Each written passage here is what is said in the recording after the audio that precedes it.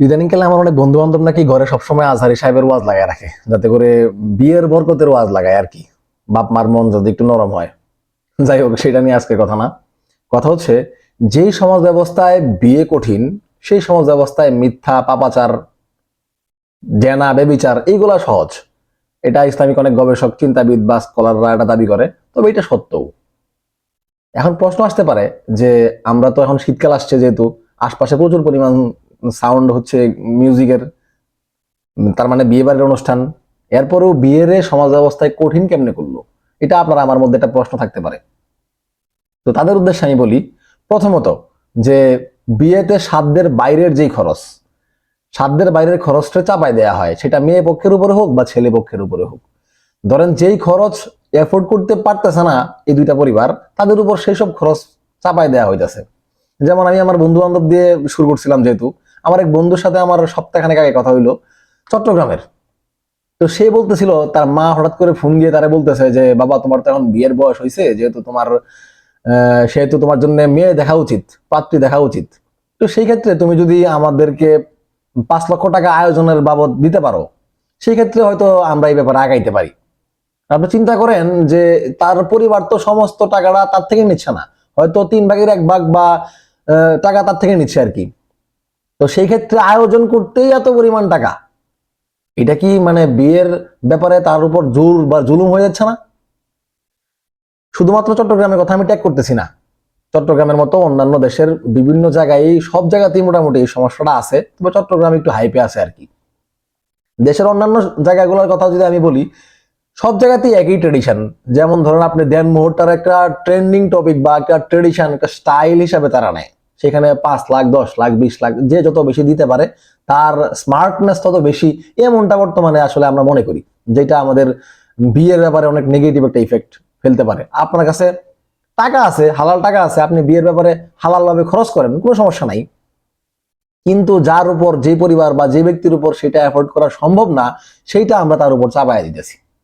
এতে করে কি হচ্ছে, বিয়ে সমাজ ব্যবস্থায় কঠিন হইতেছে। দ্বিতীয়ত আসতে পারেন যে কেরিয়ারের ব্যাপারটা। আপনি যে কোনো মেয়ে বিয়ে দেওয়ার আগে অবশ্যই খেয়াল করে যে ছেলে কি করে, বা ছেলের আসলে সরকারি চাকরি আছে কিনা, বিশেষ করে, বা বিজনেস করে কিনা, বা বাপের টাকা পয়সা আছে কিনা। বিশেষ করে ছেলেদের আসলে টাকা পয়সা থাকলে বাকি কিছু দেখা হয় না যদিও। তবে যদি আপনার সন্তান, আপনার মেয়ে বা আপনার বোন, তার যদি সুখের নিশ্চয়তার টাকা দিতে পারতো, সেটা তো ভালো ছিল আর কি। আমরা তো টিভিতে, অনলাইনের এই যুগে আমরা প্রচুর পরিমাণ নিউজ কিন্তু দেখতে পারি যে খুব ভালো ফ্যামিলিতে বিয়ে হয়েছে মেয়ের, খুব ওয়েল স্টাবলিশড ফ্যামিলি, কিন্তু দেখা গেছে কয়েকদিন পরে তার উপর অত্যাচার, নির্যাতন, মারামারি, শরীরে আগুন ধরায় দিতেছে, মারি ফেলছে, এরকম অনেক নজির আছে। তার মানে সম্পদ বা দেন মোহরের যে টাকা, সেই টাকা আপনার মেয়ে বা আপনার বোনের সুখের নিশ্চয়তা আসলে দিতে পারে না। তো সেই ক্ষেত্রে আমরা অনেক সময় করি কি, যে দেখতেছি যে একজন ছেলে বা একটা মেয়ে তার কেরিয়ার সে দাঁড় করাইতেছে, মানে দাঁড় করানোর মাথায় সে আছে, অনেক ট্রাই করতেছে, এবং সে যদি একটা মানসিক তার পার্টনারের থেকে একটা সাপোর্ট পায়, সেক্ষেত্রে সে তার কেরিয়ারে অনেক ভালো জায়গায় নিয়ে যেতে পারবে। ওই সমস্ত ছেলে মেয়েদেরকে আমরা এড়াই যাই। আমরা সবসময় চেষ্টা করি যে, চিন্তা করি আগের থেকে সেটেল হয়ে আছে, পরে খালি তার মাথায় বসে কাড়াল্লা খালি ভাঙে খাই। ব্যাপারটা এরকম হওয়ার কারণেও কিন্তু বিয়েটা অনেকটা কঠিন হয়ে গেছে আমাদের ব্যবস্থায়। এবং অনেক সময় দেখা যায় যে এই কেরিয়ারের ব্যাপারে অনেকে চিন্তা করে, যে অনেক পরিবার চিন্তা করে বা অনেক মানুষজনে চিন্তা করে যে সবে মাত্র আমার ছেলে বা মেয়ে মাত্র পড়ালেখা শেষ করলো, বা এখনো পড়ালেখা করতেছে, বা মাত্র সে বের হয়ে সে একটা প্রাইভেট কোম্পানিতে জব করতেছে বা গভর্নমেন্ট ট্রাই করতেছে, সেই ক্ষেত্রে এখনই যদি তার বিয়ে দেওয়া হয় বা বিয়ে করায় দেওয়া হয়, সেক্ষেত্রে তার কেরিয়ার নষ্ট হইতে পারে। তো ব্যাপারটা তো আসলে এরকম না। কেরিয়ারের ব্যাপারটা আমাদের বাংলাদেশে বলতে গেলে, আপনি বুট্টু কাকুর দোকানে সারা বছর চা খায় কোনোদিন স্বাদ পান নাই, বিন্দু মাত্র স্বাদ নাই। হঠাৎ করে একদিন আপনার তার দোকানে চায়ের স্বাদ আপনার মুখে লাগতেও পারে, ভালো লাগতেও পারে, কিন্তু আমাদের বাংলাদেশের কেরিয়ারে, মানে আমাদের বাংলাদেশের সিচুয়েশনে আর কি, আপনার কেরিয়ার সম্পূর্ণভাবেই অনিশ্চিত। সেখানে আপনি কখনো নিশ্চয়তা দিতে পারবেন না, বুট্টু কাকুর চার দোকানে দিতে পারলেও। তো সেই জায়গা থেকে আপনি কেরিয়ারের চিন্তা করে, আপনি দেখা গেছে যে আমার আশপাশে অনেক বড় ভাই বা পরিচিত অনেক বোন আছে, যারা কেরিয়ারের কথা চিন্তা করে দেখা গেছে যে বয়স হয়ে গেছে 35 বা 38, 40, কিন্তু তারা দেখা গেছে যে না গড়তে পারলো কেরিয়ারটা, না করতে পারলো একটা পরিবার। তো সমস্ত দিক থেকে কিন্তু তারা একটা মানসিক এবং সমস্ত দিক থেকে একটা চাপে তারা কিন্তু পড়ে যায়।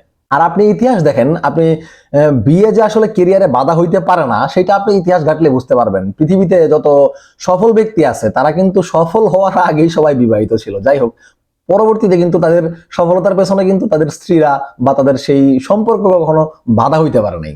3 নাম্বার হচ্ছে জীবন উপভোগ করার যে তাড়না, বা এটা আমাদের মতো মধ্যবিত্ত বা নিম্ন মধ্যবিত্ত পরিবারের জন্য আমি বলতেছি না, যারা একটু এলিট বা উচ্চ শ্রেণীর মানুষ তাদের মানে হিসাবটা আমি বলতেছি, যে তারা অনেকেই চিন্তা করে যে হচ্ছে এই জীবনে কি করতে হবে, মানে আমার জীবনটা আগে উপভোগ করতে হবে। আপনি আপনার জীবন উপভোগ করবেন, সেটা ঠিক আছে, কিন্তু আপনার যে প্রক্রিয়া সেই প্রক্রিয়া তো ভুল। কারণ আপনি জীবনের শুরুতে জীবন উপভোগ করবেন, আপনি শেষে গিয়ে পরে কি করবেন? আপনার পরিবার গঠন হইলো না, কিছু হইলো না, তখন আপনি শেষে কি করবেন? তার মানে আপনার পদ্ধতিটা ভুল। আপনি এমন করতে পারেন যে আপনি অল্প বয়সে বা আপনি বালেগ হওয়ার পরে আপনি যদি বিয়ে করেন, ধরেন আপনার বয়স হইলো 40-45, আপনার সন্তানের বয়স, ছেলের বয়স হয়ে গেল 25-20, মানে আপনার বয়সের অর্ধেক। সেক্ষেত্রে আপনি আপনার 40 বছর বা 45 বছর পার হওয়ার পরে আপনার যেই ব্যবসা বা আপনার যে প্রতিষ্ঠান, সেই প্রতিষ্ঠানের দায়িত্ব আপনার ছেলেকে দিয়ে আপনি রিল্যাক্স বাকি জীবনটা উপভোগ করতে পারেন। সেক্ষেত্রে এই 3টা কারণে হচ্ছে বিয়ের ব্যাপারে অনেকটা মানে নেগেটিভিটি ফুটাই তোলার জন্য বা কঠিন করার ব্যাপারে সমাজ ব্যবস্থায় আমাদের প্রচলিত হয় 3টা পদ্ধতি, আমি মনে করি।